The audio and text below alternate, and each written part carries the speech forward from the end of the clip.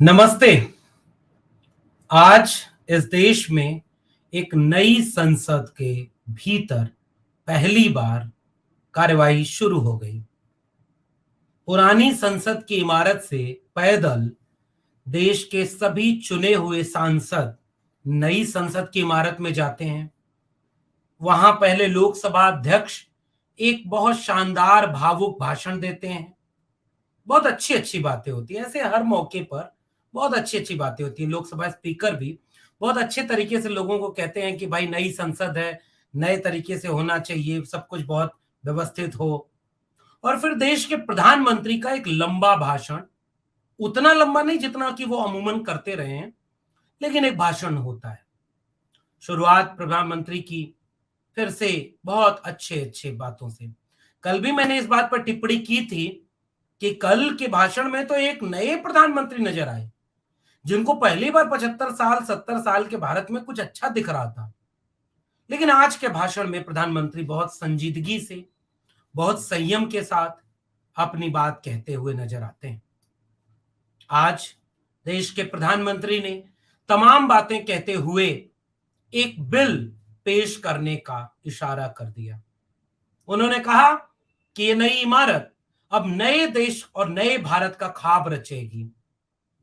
इस देश में अब यहां से एक नई ऊंचाई छूने के लिए हम कदम भरना चाह रहे हैं। हमने G20 करा लिया, देश को बधाई। हमने चंद्रयान 3 कामयाब कर लिया, देश को बधाई। बहुत शानदार तरीके से प्रधानमंत्री उपलब्धियां गिनाते हुए जब महिला आरक्षण विधेयक पर आते हैं तो अप्रत्याशित ढंग से कितनी अच्छी बातें करने लगते हैं कि महिलाओं के बिना भागीदारी के कोई भी राष्ट्र बड़ा नहीं हो सकता। महिलाओं की भागीदारी के सवाल पर देश के प्रधानमंत्री ने इशारा करते हुए कहा कि अगर हमने इस देश में महिलाओं को बराबरी का हिस्सा नहीं दिया तो असल में इस देश का विकास अधूरा रहेगा। भारत के प्रधानमंत्री ने नारी शक्ति वंदन अधिनियम बिल यानी संविधान का 128वां संशोधन अधिनियम पेश करने का ऐलान किया और प्रधानमंत्री के ऐलान के बाद कानून मंत्री ने उस बिल को टेबल कर दिया। प्रधानमंत्री ने शुरुआत में ही कहा कि महिलाओं के आरक्षण को लेकर के पहले से भी इतिहास रहा है कि हम लगातार उस पर बात करते रहे हैं। प्रधानमंत्री ने कहा कि पहले भी कुछ प्रयास हुए। 96 में पहला बिल पेश किया गया था, आंकड़े नहीं थे। फिर अटल जी की सरकार में और फिर हमने जब रिसर्च किया और देखा 98 99 2001 कंटिन्यू कोशिश हुई। प्रधानमंत्री ने HD देवगौड़ा का नाम नहीं लिया, जो देश के पहले ओबीसी प्रधानमंत्री थे, जिन्होंने कभी अपनी जाति और ओबीसी होना नहीं बताया था। इसलिए प्रधानमंत्री ने देवगौड़ा का नाम नहीं लिया और खुद प्रधानमंत्री रैलियों में चीख चीख करके कहते हैं, चाहे वो 14 का चुनाव हो चाहे वो 19 का, कि मैं ओबीसी मां का बेटा हूं। और प्रधानमंत्री तब कहते हैं जिनकी ट्रेनिंग आरएसएस की हुई है कि जाति कुछ नहीं होती, सब हिंदू हैं। लेकिन प्रधानमंत्री को देवगौड़ा का नाम नहीं याद आया, अटल बिहारी वाजपेयी का याद आया। ठीक बात है, कोशिश हुई, इतिहास याद है।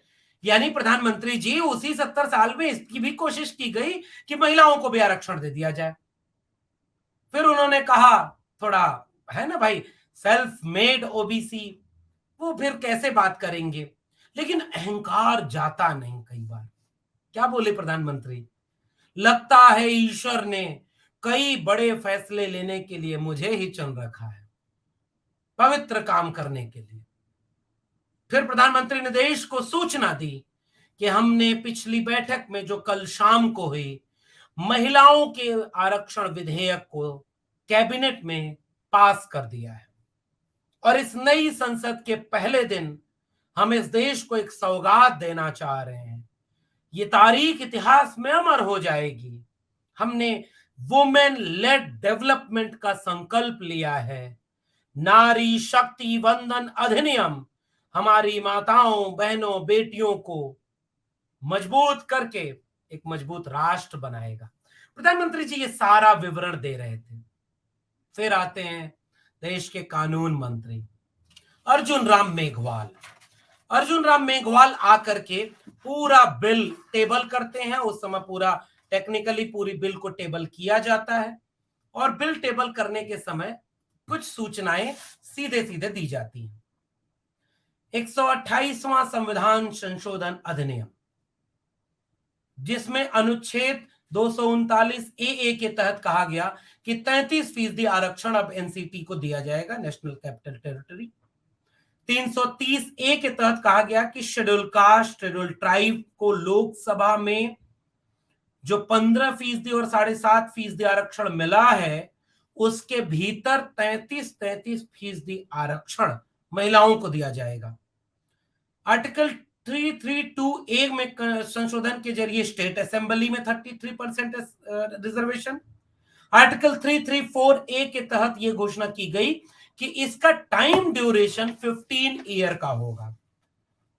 और अर्जुन राम मेघवाल ने घोषणा की कि जो 82 महिलाएं आज लोकसभा में सांसद हैं, महिला आरक्षण विधेयक के बाद वो 181 हो जाएंगी और महिलाओं की भागीदारी बढ़ जाएगी। अब यहां से मैं एक ध्यान आपका आकर्षित कराना चाह रहा हूं एक बहुत गंभीर मसले पर। एक बात सोच कर देखिए कि कोई भी आधुनिक समाज क्या कभी इस बात से नाइत्तेफाकी रख सकता है कि उसके समाज की महिलाओं को बराबरी का या आगे बढ़ने का मौका दिया जाए? जिस समाज का आंकड़ा यह कहता है कि आपकी पहली संसद में 4.50% महिलाएं थीं और 17वीं संसद में 2023 में आकर के केवल 14.360% महिलाएं भागीदारी ले पाई हैं। अगर महिलाएं इस देश की आबादी की 50% हैं, तो क्या इस देश के हर संस्थान में उतनी तादाद में महिलाएं नहीं होनी चाहिए? क्या इस देश में महिलाएं पुरुषों के नीचे या उनसे कमतर ही रहें? कोई भी आधुनिक राष्ट्र कभी भी इससे सहमत नहीं हो सकता। कोई भी व्यक्ति, नागरिक और आधुनिक व्यक्ति इस बात से कैसे विरोध करेगा कि नहीं, हम महिलाओं को नहीं आगे बढ़ने देंगे और हम महिला आरक्षण विधेयक नहीं पास होने देंगे? कोई ऐसा कर सकता है क्या? लेकिन इस देश में ऐसा टेलीविजन और मीडिया बताता है कि हमारे देश में लालू प्रसाद यादव, मुलायम सिंह यादव और शरद यादव महिला आरक्षण के विरोधी थे और 3 यादवाज ने मिलकर के महिला आरक्षण विधेयक पास नहीं होने दिया। जब मनमोहन सिंह की सरकार 2008 में राज्यसभा में टेबल कर रही थी, 2010 में फरवरी-मार्च 2010 में वो राज्यसभा में पास हो गया, लोकसभा में नहीं पास हो पाया। अब यहां से मैं आपके सामने एक सवाल रखना चाह रहा हूं और इस पर आप भी सोचिएगा। जहां मोदी सरकार भी फंस गई है, अब देखना यह है कि कल वो क्या कदम उठाती है। पहली बात बिल्कुल स्पष्ट है कि आधुनिक राष्ट्र या आधुनिक समाज बनाने के लिए कोई भी नागरिक किसी भी वंचित, शोषित पायदान पर खड़े लोगों के आगे बढ़ने की पॉलिसी का कभी विरोध नहीं कर सकता। इसलिए महिला आरक्षण विधेयक का विरोधी कोई नहीं था, लेकिन यह इस इतिहास में बताया ही नहीं गया। आप गूगल करके देखिए ना, आप जैसे ही गूगल करेंगे आप पाएंगे कि शरद यादव, लालू प्रसाद यादव, मुलायम सिंह यादव महिला आरक्षण के विरोधी रहे हैं। लेकिन यह पूरा सच नहीं है और इस सच की पड़ताल हम करने जा रहे हैं। नरेंद्र मोदी की सरकार ने भी वही गलती कर दी है जहां वो फंस सकती है। आप यूट्यूब के तहखाने में थोड़ा शोध करिए और तीनों लोग जो विरोध कर रहे थे और भी जो लोग विरोध कर रहे थे उनका तर्क खोजिए। अब मेरी बात ध्यान से समझिए। अब जैसे ही कहते हैं पुरुष, तो क्या सारे पुरुष एक जैसे होते हैं? आप जैसे कहते हैं गरीब, क्या सारे गरीबों की स्थिति एक जैसी है? ठीक वैसे ही अगर आप कहते हैं महिला, तो क्या सारी महिलाओं की स्थिति एक जैसी है? सारी महिलाएं बराबर हैं? अब यहां से मेरा दूसरा सवाल सुनिए। अगर आपने 33% आरक्षण महिलाओं को दे दिया, तो अगर महिलाएं बराबर नहीं है तो उसका लाभ कौन उठाएगा? यहां से मेरा एक सवाल आपके सामने, ये मैं सवाल आपके सामने करना चाहता हूं। अगर गरीब के साथ कोई अनपढ़ भी है तो उसका पायदान अलग होगा कि नहीं? वो आपकी हायरार्की के पायदान में और नीचे आया कि नहीं? यानी एक व्यक्ति गरीब भी है और अनपढ़ भी है। अब और जोड़िए, एक व्यक्ति गरीब भी है, अनपढ़ भी है और गांव में रहता है। और जोड़िए, एक व्यक्ति गरीब भी है, अनपढ़ भी है, गांव में रहता है और दलित है। देश के सबसे निचले पायदान पर वो चला जाएगा कि नहीं? अब यहां से सोचकर बताइए कि ये जो निचली पायदान पर गरीब दलित भी है, ये क्या एक गरीब सवर्ण के बराबर है? कतई नहीं। वैसे ही अगर वो गरीब गांव वाला अनपढ़ दलित महिला होगी तो क्या वो बाकी महिलाओं से जो शहर में या शिक्षित अनपढ़ बेरोजगार सारी महिलाएं एक जैसी हैं क्या? क्या उनकी जगह बराबर वही होगी जो उस महिला की होगी? और क्या महिला के नाम पर, अब मेरा एक और सवाल का जवाब दिया जाए। कल भारत के प्रधानमंत्री ने देश के सामने एक आंकड़ा रखा कि देश में अब तक 7,500 सांसद चुन करके आए आजादी के बाद से अब तक, जिनमें 650 सांसद महिलाएं थी।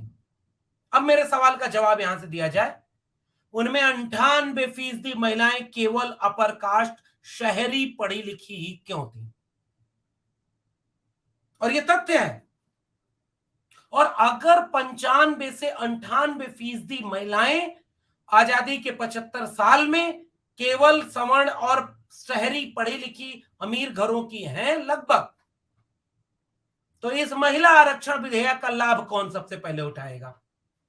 और इसलिए three Yadavas will always fight for quota within quota, क्योंकि अगर महिला के नाम पर 33% आरक्षण दे दिया गया तो इस आरक्षण का लाभ कौन सी महिला सबसे ज्यादा उठाएगी?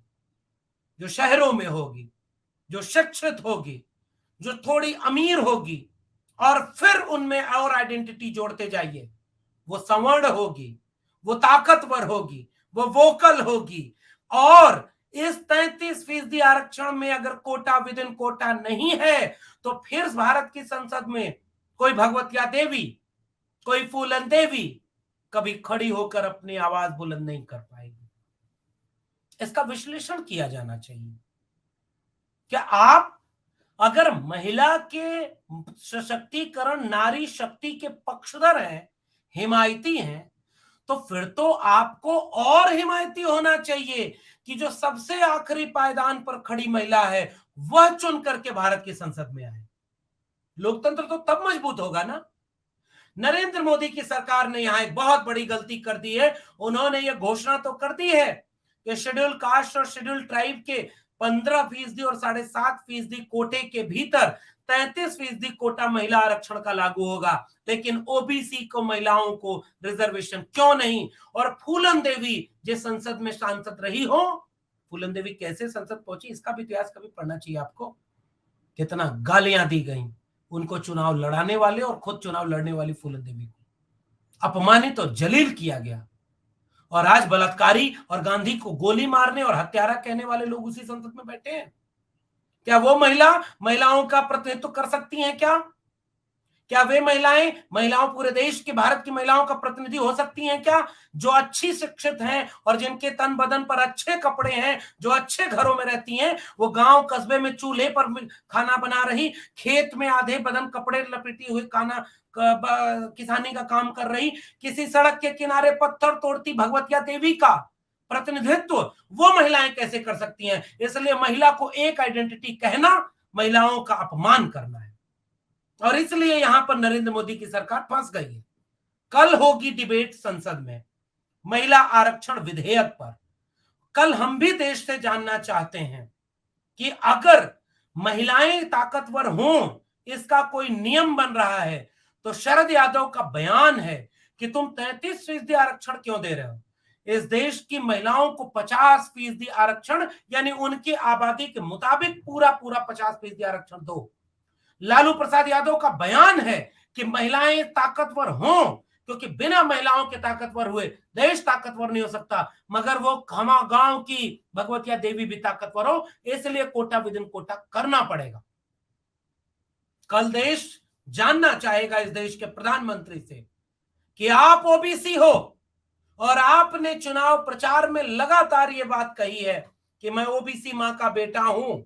तो अगर आप ओबीसी मां के बेटे हैं तो 33% महिला आरक्षण में ओबीसी महिलाओं को 27% का कोटा क्यों नहीं है? पूरा देश आपसे जानना चाहता है। सवाल नंबर 1। और यहां नरेंद्र मोदी की सरकार फंस गई है। भाई आपको संसद में बहुमत है, आपको बाकी जगह पे चीजें हैं, हो सकता है आप पास करा लें, लेकिन सवाल तो पूछे जाएंगे। पास तो आपने किसानों का कानून भी करा लिया था, वापस करना पड़ा ना, क्योंकि तपस्या में कमी रह गई थी। इस बार भी महिला आरक्षण विधेयक में माननीय प्रधानमंत्री की तपस्या में कमी रह गई है।